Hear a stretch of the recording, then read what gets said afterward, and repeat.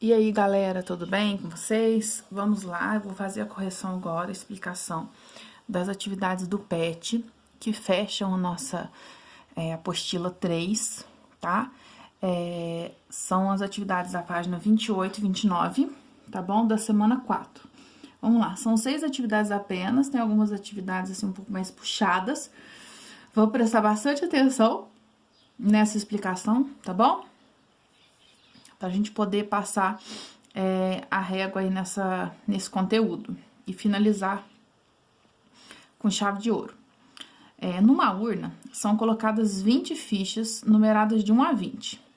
Escolhendo ao acaso uma dessas fichas, qual é a probabilidade de que o número nela escrito seja um primo ou ímpar? Então, vamos lá. O que acontece aqui?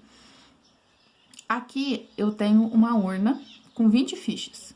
Então, meu espaço amostral é 1, 2, 3, 4, 5, 6, 7, 8, 9, 10, 11, 12, 13, 14, 15, 16, 17, 18, 19, 20. Então, meu espaço amostral tem 20 elementos, tá? Ele vai escolher uma ficha apenas. Uma ficha apenas. Quer saber a probabilidade desse número ser primo ou ímpar? Então, o que eu vou fazer? Vou escolher os números primos dentre 1 a 20. Quais são os números primos dentre 1 a 20? São 2, 3, 5, 7, 11, 13, 17 e 19. Esses são os números primos. Depois, eu vou escolher os números ímpares, que são 1, 3, 5, 7, 9, 11, 13, 15, 17 e 19. São 10 elementos aqui, ó, metade. E primos são 8. Aqui eu vou fazer a interseção. Quais que são primos e ímpares ao mesmo tempo? A interseção, ó. 3, 5, 7, 11, 13, 17, 19. Então, a interseção é o que eu pintei de azul, tá? Então, a minha interseção, depois eu desenhei aqui, ó. Os primos são 2, 3, 5, 7, 11, 13, 17 e 19. Os ímpares são 1, 3, 5, 7, 9, 11, 13, 15, 17 e 19. Então, o que acontece? A maioria deles são primos e ímpares, apenas alguns que não são, né? Então, a minha interseção é o que fica onde? É o que fica no miolo aqui, ó, do conjunto. Que a gente sempre tem que tomar cuidado, certo? Para não repetir. Então, a minha interseção são quantos elementos? São 7, certo? Beleza. Então, o que ele quer? Ele quer primo ou ímpar. Então, a gente vai somar os primos com os ímpares, porque ou é união, é o mais o outro. Então, a probabilidade da união de dois eventos, a gente faz o quê? Soma e subtrai a interseção. Então, o que a gente faz? 8 mais 10, a gente soma e subtrai 7, que é a interseção, que é o que repete. Que dá quanto? 11, porque 8 mais 10 dá 18, 18 menos 7, 11. 11 sobre um total de 20, porque são 20 números do meu espaço amostral, que dá 0,55, que é equivalente a 55%, ok? Então, exercício número 1, né? A gente tem que tomar cuidado. Qual que seria a outra forma de fazer sem fórmula aqui? Eu colocaria aqui, ó, 1, 2, 3, 4, 5, 6, 7, 8, 9, 10, 11. Então, tem 11 números aqui no total, que são primos ou ímpares, né? A gente não poderia simplesmente somar esses dois. Por quê? Porque tem que tomar cuidado com o que repete. O que repete é a interseção. Tá joia? Vamos para a próxima. Vamos enquadrar aqui. Número 2 falou o seguinte. Numa escola, foi realizada uma pesquisa sobre a preferência de seus alunos em relação aos esportes futebol e voleibol para a realização de torneios. Ao final da pesquisa, os dados coletados foram organizados de acordo com a tabela a seguir. Então, aqui tem o número de alunos que preferem futebol, que são 275. Aqui tem o número de alunos que preferem voleibol, que são 210. Aqui tem o número de alunos que não preferem nenhuma das opções, que é 84. Eu enquadro aqui, né? Que eu não jogo nada, que eu sou um bicho preguiça. Como incentivo pela participação na pesquisa, a escola dará um prêmio a um dentre os 420 alunos que responderam à enquete. Para isso, o aluno será sorteado ao acaso. Certo? Beleza. Então, vamos lá. Vamos raciocinar aqui. O que eu fiz aqui? Ó? Primeira coisa, a escola tem 420 aqui alunos que responderam a enquete. Eu vou somar 275 com 210 com 84. 275 com 210 com 84. Olha o que aconteceu. Deu 569. Ou seja, passou. Quando aqui passa, significa o quê? Significa que alguns alunos responderam as duas coisas. Aquele povo fominha, sabe? Que gosta de jogar tudo quando tem campeonato na escola, que quer jogar futebol, quer jogar vôlei, que quer jogar isso, que quer jogar aquilo, que quer jogar aquilo outro. Então, são essas pessoas, elas responderam que gostam das duas coisas. Então, elas estão na interseção do conjunto. A gente tem que tomar cuidado com isso. O que a gente faz para descobrir quantas são essas pessoas? A gente pega o 569 e subtrai do total. Qual que é o total? 420. Aí a gente vê quantos que passaram. Quantas que passaram? 149. Essas 149 que passaram... Desculpa, essas 149 que passaram são as que gostam de futebol e de voleibol. Então, o E é a minha interseção, ó, 149, ó, é o miolo. É o que fica aqui dentro, ó, que gosta tanto de futebol quanto de voleibol. Aí, qual que é o cuidado que eu tenho que ter aqui? Futebol, 275 gostam. Voleibol, 210 gostam. Só que eu tenho que subtrair o 149 daqui e subtrair o 149 daqui. Por quê? Porque eu descubro quantos que responderam só o futebol, quantos que responderam só o vôlei e quantos que responderam os dois. Porque aí eu vou ter o número exato, certo? Então, a interseção aqui é o que pega. Se eu perguntar aqui, quantos que gostam de futebol? É 126 mais 149. Eles gostam de futebol? Quantos? 275. Fechou? Agora, quantos que gostam só de futebol?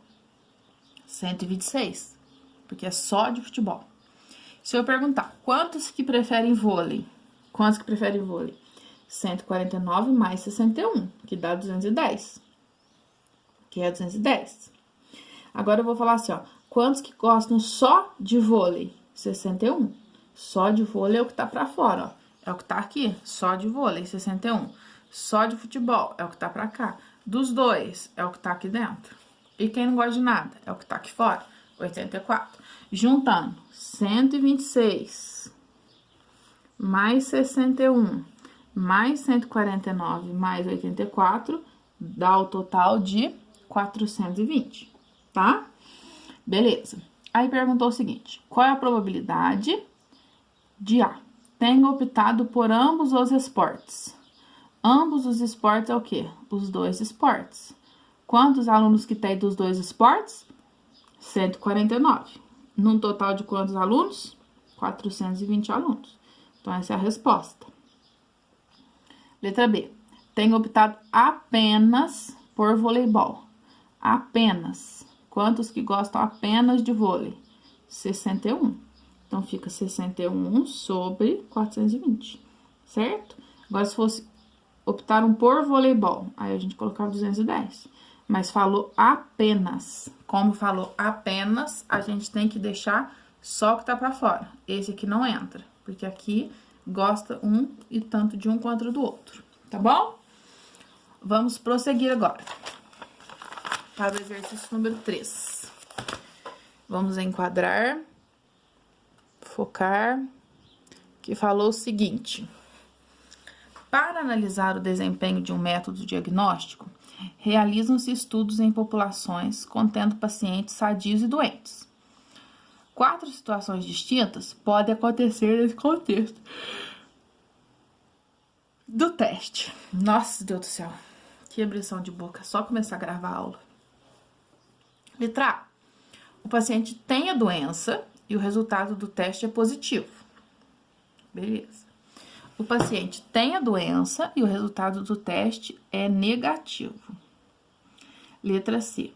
O paciente não tem a doença e o resultado do teste é positivo. E o paciente não tem a doença e o resultado do teste é negativo, tá? Aí, olha só, esse exercício que é mais português que matemática, né? Ele pega bem a gente. Um índice de desempenho para avaliação de um teste diagnóstico é a sensibilidade. O que é a sensibilidade? Ela é definida como a probabilidade de o resultado do teste ser positivo se o paciente estiver com a doença. Então, é isso, é a verdade, ó. O paciente tá doente, tem que dar positivo, né? O paciente tá doente, tem que dar positivo. Dor, né? Se o paciente tá negativo, não tá com a doença, tem que dar negativo. Então, pro teste estar sensível, o paciente tá doente, tem que dar positivo, tá? Quadro abaixo refere-se a um teste diagnóstico para a doença A, aplicado em uma amostra composta por 200 indivíduos. Então, nosso espaço amostral aqui é de 200.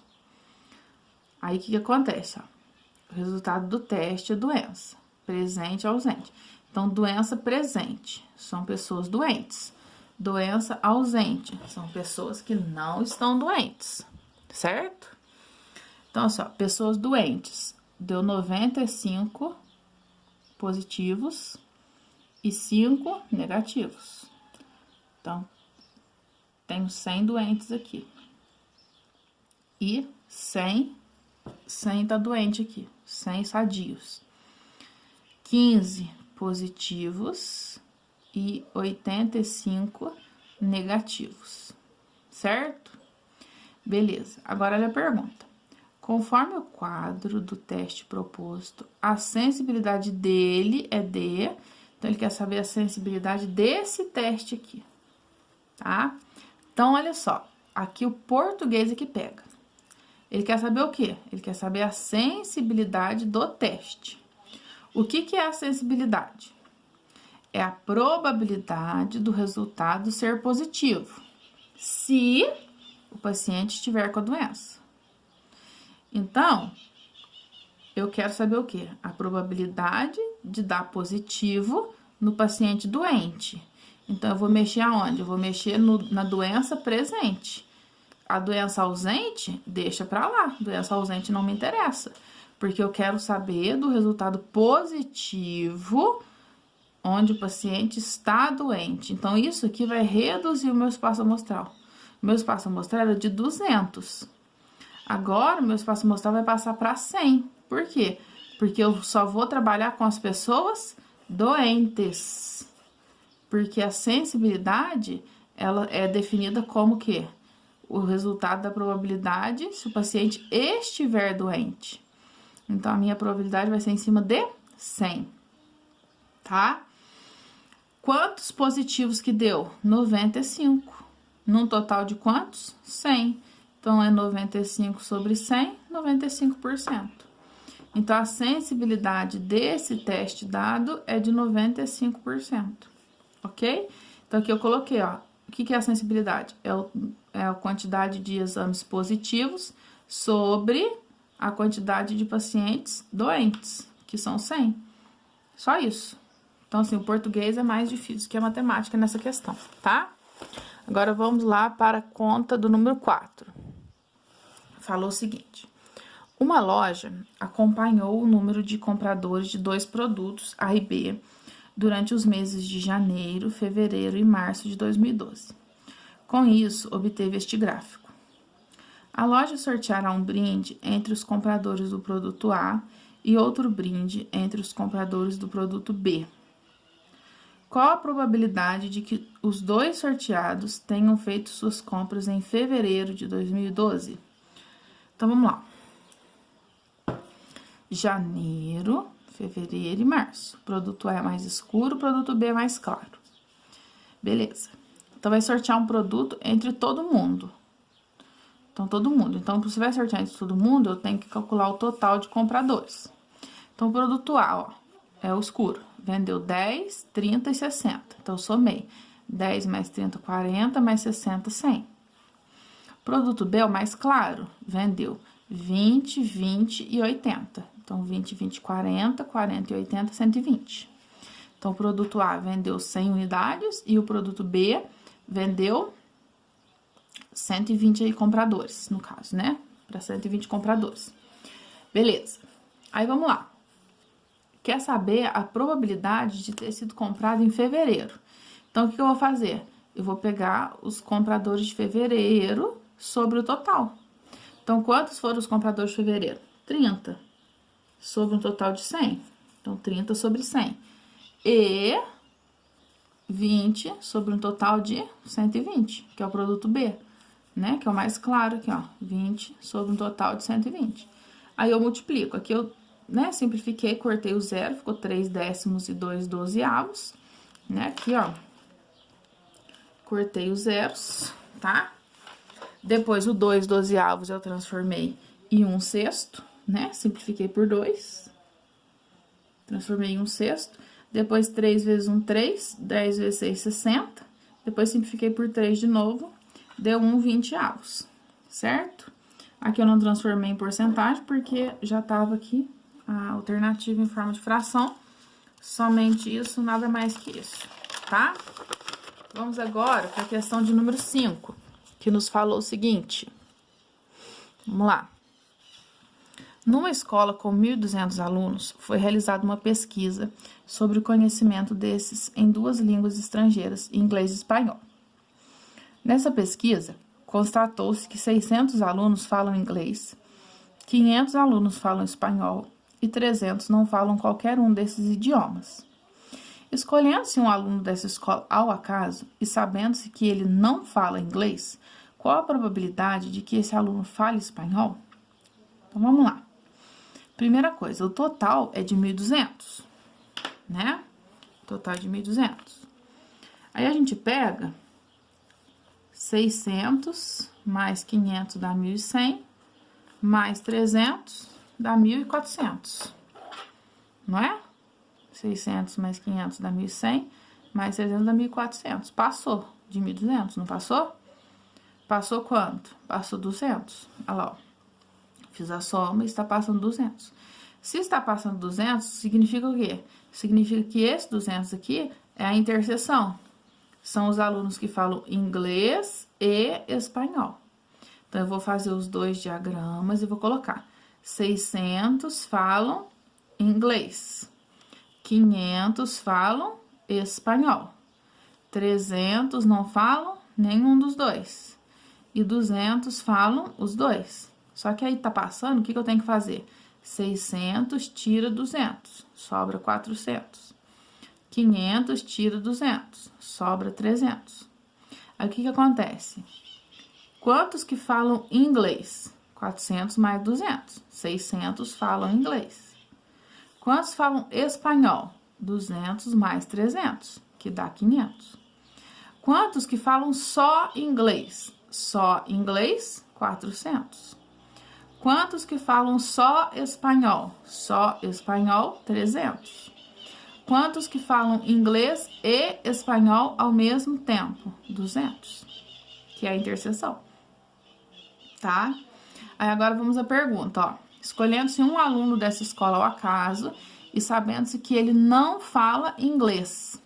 Então, olha só, se a criatura não fala inglês, a gente vai excluir todo o conjunto do inglês, ó. Excluir tudo. O que sobrou? Sobrou 300 daqui e 300 daqui. Sobrou 600. Ó, ele não fala inglês, ó. Morreu isso aqui. Só ficou 300 e 300. O que eu vou escolher dentre quantos, então? Vou escolher dentre 600. Então, meu espaço amostral aqui, ele está reduzido, tá? Então, meu espaço amostral aqui é 600, que é o denominador da minha fração. Qual que é a probabilidade de que esse aluno fale espanhol? A probabilidade dele falar espanhol é 300, num total de 600. Porque 300 mais 300 é 600.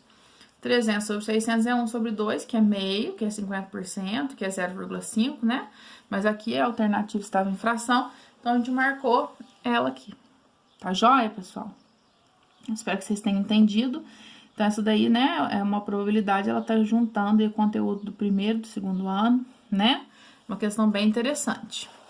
Vamos agora para a sexta e última questão, também do Enem. Vamos enquadrar aqui a imagem, que nos falou o seguinte: o psicólogo de uma empresa aplica um teste para analisar a aptidão de um candidato a determinado cargo. O teste consiste em uma série de perguntas, cujas respostas devem ser verdadeiro ou falso, e termina quando o psicólogo fizer a 10ª pergunta ou quando o candidato der a segunda resposta errada. Com base em testes anteriores, o psicólogo sabe que a probabilidade do candidato errar uma resposta é 0,20. Aí perguntou: a probabilidade do teste terminar na 5ª pergunta é... Então, vamos lá, anotei aqui, ó.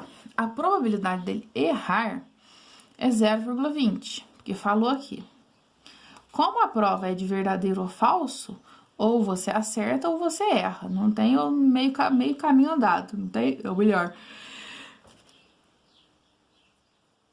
não tem meio termo, né? Então, você acerta ou você erra. Então, se a probabilidade de errar é 0,20, a probabilidade de acertar é 0,80. Por quê? Porque 0,20 mais 0,80 dá 1. Juntando. Que 1 é igual a 100%. Tá? Continuando. Se o teste vai terminar na 5ª pergunta, ele tem que errar 2 perguntas. Ele tem que errar alguma pergunta e depois ele tem que errar a 5ª pergunta. Porque o teste vai acabar na 5ª. E ele só pode errar 2 vezes, não é? Então, ele vai poder errar dessa forma aqui que eu esquematizei, ó. Ele vai errar sempre a última. Sempre a última. Ele pode errar a primeira e acertar e errar a última. Ele pode errar a segunda e acertar e errar a última. Ele pode errar a terceira e acertar e errar de novo. E ele pode acertar e errar a 4ª e errar a 5ª de novo. E aí, de todos esses modos, vai fechar a prova com 2 erros, fechando na 5ª pergunta, certo? Então, aqui a gente achou 1, 2, 3, 4 modos diferentes dele terminar essa prova. Então, 4 modos, tá? Beleza. Só que ele não quer de quantos modos, ele quer saber a probabilidade. Então, a gente calculou aqui os modos que ele pode fazer isso. Porém, ele quer o cálculo de probabilidade.